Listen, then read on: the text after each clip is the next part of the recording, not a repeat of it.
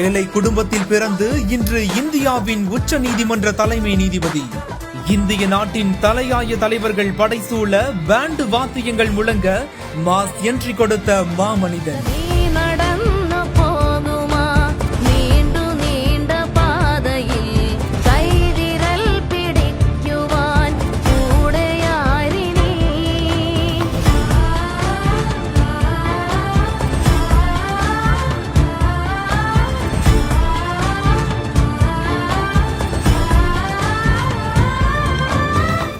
நாட்டின் 53வது உச்ச நீதிமன்ற தலைமை நீதிபதியானார் நீதிபதி சூரியகாந்த். நீதிபதி சூரியகாந்த் 1962ஆம் ஆண்டு பிப்ரவரி 10ஆம் தேதி ஹரியானாவின் ஹிசார் மாவட்டத்தில் உள்ள பெட்வார் கிராமத்தில் பிறந்திருக்கிறார். 1981ஆம் ஆண்டு ஹிசார் அரசு முதுகலை கல்லூரியில தனது பட்டப்படிப்பையும் முடித்திருக்காரு. இதனைத் தொடர்ந்து 1984ஆம் ஆண்டு ரேட்டோக்கில் உள்ள மகரிஷி தயானந்த் பல்கலைக்கழகத்தில் சட்டப்படிப்பையும் முடித்தவர்.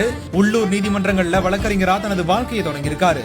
பின்னர் ஹரியானாவின் வழக்கறிஞர் ஜெனரலா உயர்ந்திருக்கிறாரு.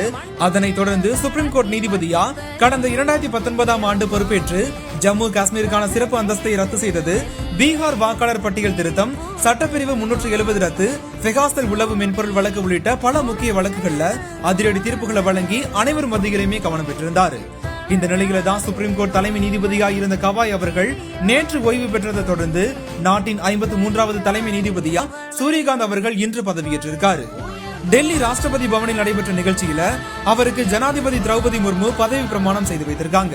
இந்த நிகழ்வுல பிரதமர் மோடி, மத்திய மந்திரிகள், டெல்லி துணைநிலை ஆளுநர், டெல்லி முதல் மந்திரி ரேகா குப்தா ஆகியோர் பங்கேற்றிருந்திருக்காங்க.